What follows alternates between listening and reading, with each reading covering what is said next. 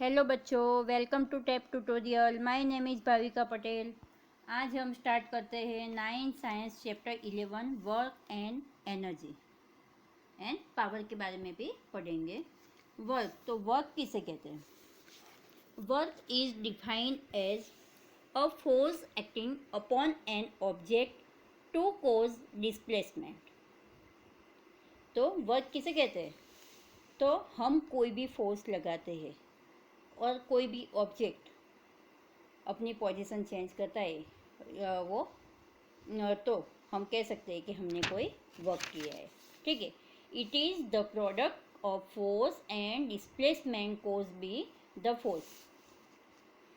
It is express as product to force and displacement in the direction of force, यानी कि work is equal to work को W रहता है, W is equal to force into S, यानी कि displacement. Okay.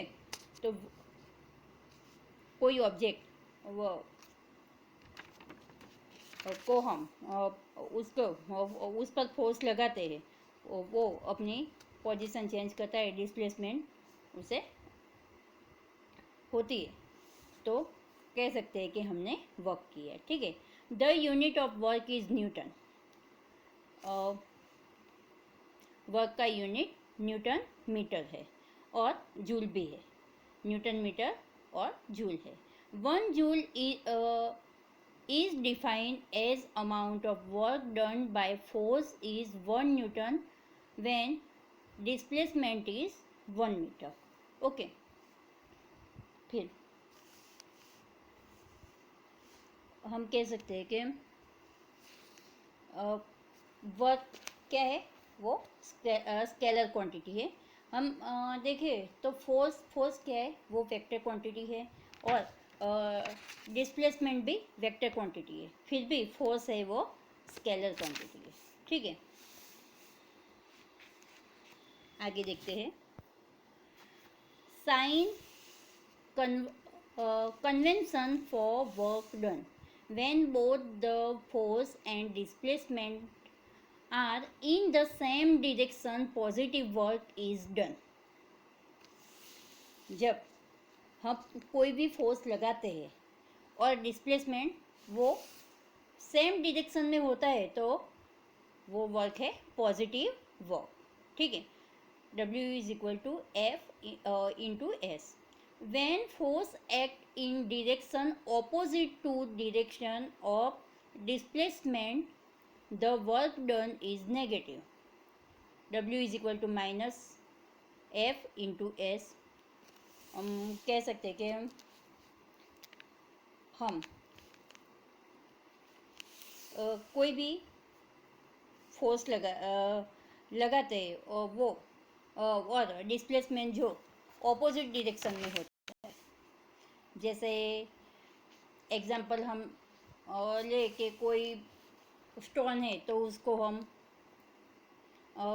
उठा के फिर वो उसको नीचे फेंकते हैं, तो वो क्या है? हमने फोर्स ऊपर की तरफ लगाया, फिर उसको फेंका तो वो नीचे की तरफ उसका डिस्प्लेसमेंट हुआ, तो वो कह सकते हैं कि नेगेटिव वर्क है। ठीक है।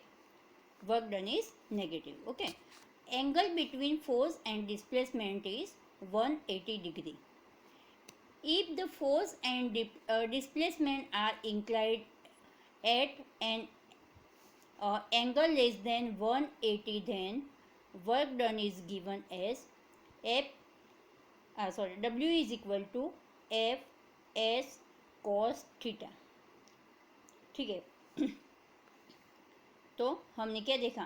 वर्क डन पॉजिटिव जो होता है, तो सेम डायरेक्शन में हम फोर्स लगाते हैं और सेम डायरेक्शन में डिस्प्लेसमेंट होता है, तो कह सकते हैं कि पॉजिटिव है। नेगेटिव में ऑपोजिट डायरेक्शन में होता है और force and displacement are inclined and angle less than 180, then work done is given as W is equal to F S cos theta. Okay. Necessary condition for work to be done. 2 conditions need to be satisfied for work to be done. force should act on object must be displaced energy. The capacity of body to do work is called energy of body. Unit of energy तो वो क्या है, joule.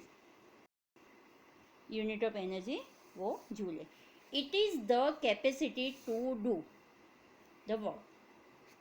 हमें energy किसे कहते हैं, हमें जो वर्क करने की जो कैपेसिटी होती है, कैपेसिटी हम जो वर्क करते हैं उसको एनर्जी कहते हैं. उसका यूनिट क्या है, वर्क ऑफ एनर्जी जूल है. 1 kilojoule is equal to 1000 joule. Kilojoule यानी कि 1000. ठीक है, वो भी स्केलर क्वांटिटी है. ठीक है. Form of energy, various form of energy. तो कई टाइप की वो एनर्जी होती है. Various form of energy, potential energy, kinetic energy, heat energy, chemical energy, electrical energy, light energy, sound energy, solar energy, heat energy, nuclear energy. ऐसे कई type की energy होती है.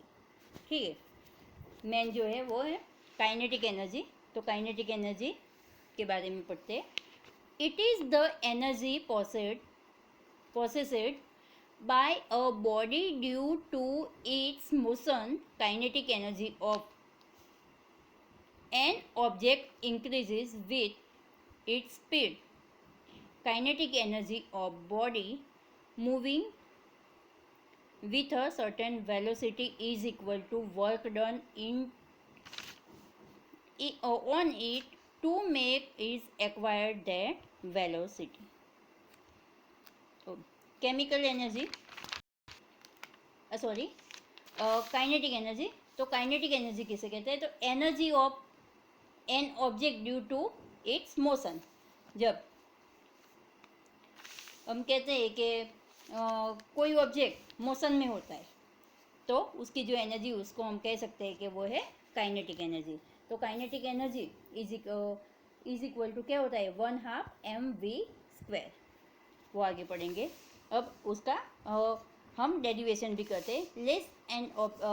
लेस्ट an object of mass m start from rest and attend a uniform velocity v.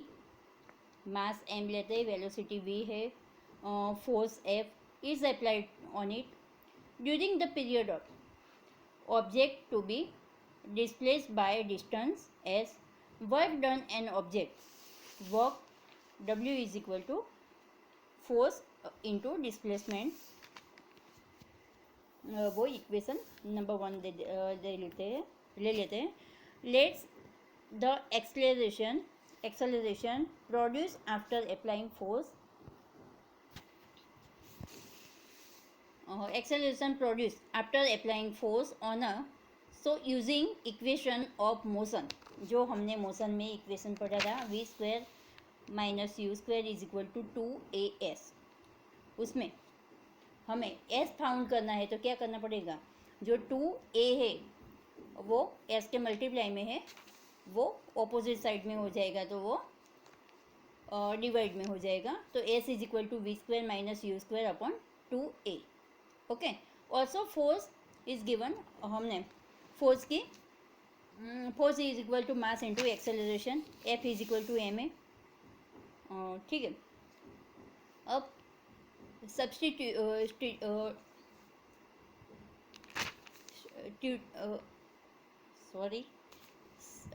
Substituting f and s from equation 2 and 3. जो second equation है और third equation है उसको साथ में लेते हैं तो क्या है, w is equal to f into S. Force की जगह हम एम ए लिखते हैं, एफ की जगह एम ए, और एस जो है उसकी जगह हम लिखते हैं v² minus u² upon 2a. ठीक है. w is equal to, initial velocity हमारी 0 है तो u² 0 हो जाएगा. फिर एक्सेलरेशन a कैंसिल हो जाएगा.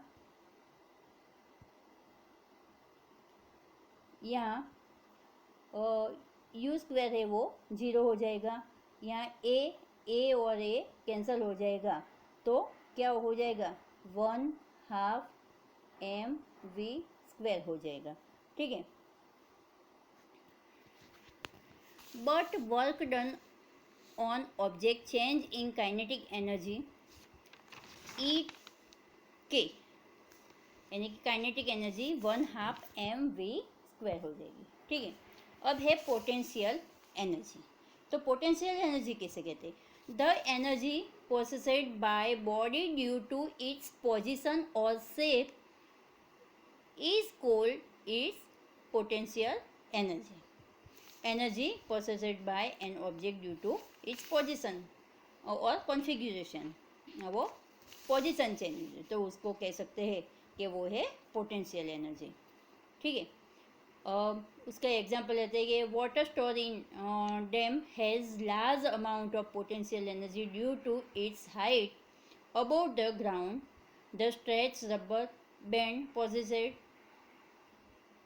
Potential energy due to distorted shape, उसका शेप चेंज होता है, तो स्ट्रेच करते हैं तो रबर बैंड को, तो वो कह सकते हैं कि वो एनर्जी है, वो है पोटेंशियल एनर्जी है, ठीक है। आगे, type of the potential energy on the basis of position and change in shape of object, potential energy is of two types, gravitational potential energy, it is the energy possessed by body due to its position above the ground। तो ऐसी जो energy है जो gravitation में भी हमने देखा कि वो है जो ग्रेविटेशनल पोटेंशियल एनर्जी कहते हैं, above the body due to position above the ground, okay। Second है elastic potential energy, it is the energy possessed by body due its change in shape, तो वो है इलास्टिक पोटेंशियल एनर्जी। तो position above the ground, तो उसको हम कह सकते हैं कि ग्रेविटेशनल पोटेंशियल एनर्जी, और इलास्टिक पोटेंशियल एनर्जी में क्या होता है, तो energy possessed by body due is change in shape, shape change होता है, ओके। आगे देखते हैं expression for potential energy. Potential energy EP is equal to the work done over an object mass m to raise it by height h, height को h ले लेते हैं, potential energy EP लेते हैं, मास m लेते हैं, ठीक है। तो हमें EP is equal to mgh, where g क्या है, तो एक्सेलरेशन ड्यू टू ग्रेविटी है, ठीक है। m मास है और h हाइट है, ओके। आगे देखते हैं law of conservation of energy. Each state the energy can neither be created nor destroyed, but it can be transformed from one form to another। तो हम कहते हैं कि एनर्जी को हम क्रिएट भी नहीं कर सकते या डिस्ट्रॉय भी नहीं कर सकते, पर वो एनर्जी क्या होती है, एक फॉर्म में से दूसरे फॉर्म में कन्वर्ट होती है, ठीक है। The total energy before and after the transformation remain the same। आगे देखते हैं proof of low conservation of energy. तो हम यहाँ बताया कि लेट्स बॉडी मास m बताए, पॉइंट यहाँ पॉइंट बताए,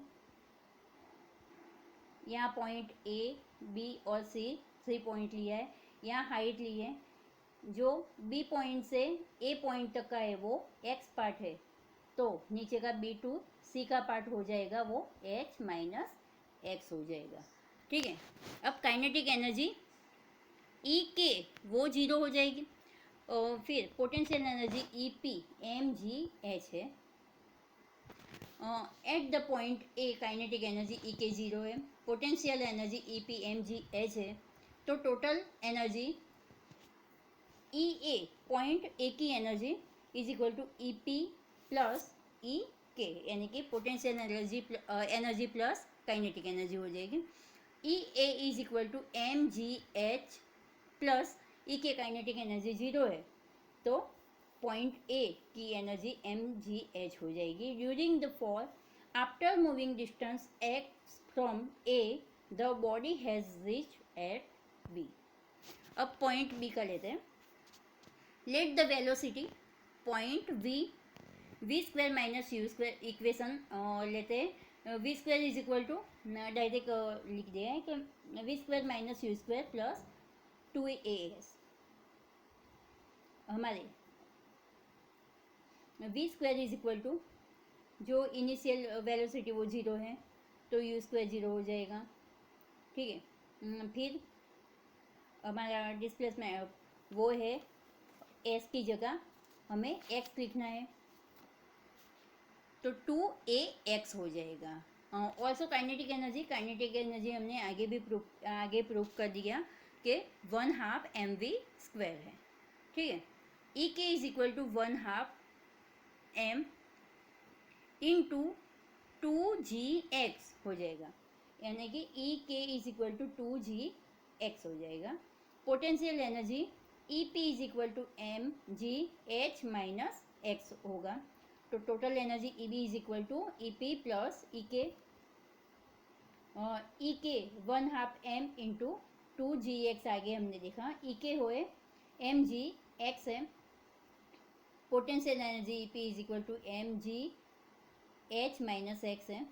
अब जो सब वैल्यू है वो हम टोटल एनर्जी के इक्वेशन में डाल देते हैं, तो E B is equal to E P plus two E K हो जाएगा।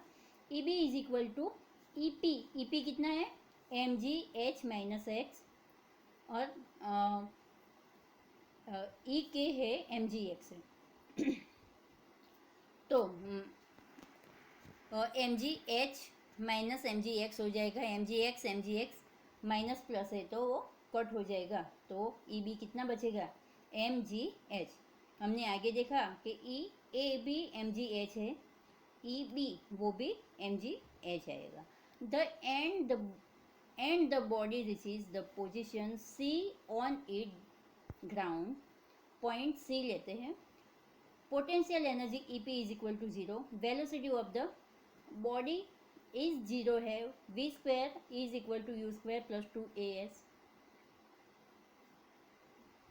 यू स्क्वायर जीरो है, तो V square is equal to 2gh।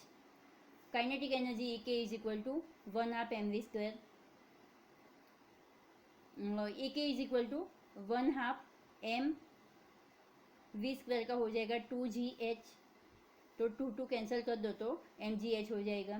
Total energy C E C is equal to E P plus E P zero है, तो और E के M G H है, तो ई सी की direct value M G H आ जाएगी, ठीक है। Hence energy all point remain same, तो हमने देखा आगे E A B M G H आया, ई बी भी एम जी एच आया, ई सी भी एम जी एच आया, तो सब पॉइंट्स रिमेन सेम है, ठीक है।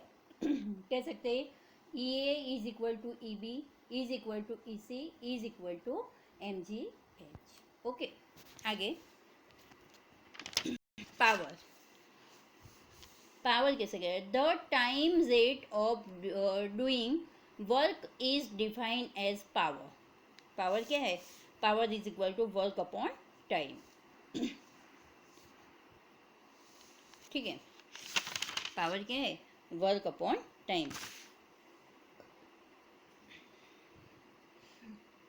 यूनिट ऑफ पावर, ऐसा यूनिट ऑफ पावर जूल पर सेकंड और जूल सेकंड भी कह सकते हैं, जूल सेकंड रेज़ टू -1 भी कह सकते हैं। 1 watt is equal to power when 1 joule of work is done in 1 joule. The bigger unit of power is kilowatt and represented by kilowatt. 1 kilowatt is equal to 1000 watt. Some another unit of measure power are 1 megawatt is equal to 10⁶ watt. 1 megawatt is equal to क्या हो जाएगा? 10⁶ what हो जाएगा। 1 kilowatt आएगा तो kilo यानी कि 1000, तो 1000 वॉट हो जाएगा। और 1 horsepower is equal to 746 watt हो जाएगा। ठीक है, आगे commercial unit of energy. Commercial unit of energy is kilowatt hour. द यूनिट kilowatt hour means 1 kilowatt of power supplied for 1 hour. 1 kilowatt hour is equal to 1 kilowatt into 1 hour. 1 kilowatt यानी कि 1000 what हो जाएगा। 1 आवर यानी कि 60 minute into 60 second यानी 66 into 60 तो 3600 हो जाएगा। ठीक है, तो कितने जीरो है? 1 2 3 4 5 और एक 6 को साइड में लेते हैं तो 6, तो 3.6 इंटू 10⁶ जूल हो जाएगा। तो 1 unit is equal to 1 kilowatt hour is equal to 3.6 into 10⁶। Okay, हमारा चैप्टर यहाँ कंप्लीट हुआ। Thank you for watching video. So student, if you have any doubts, you can ask in the comment section. I will answer it. So thank you.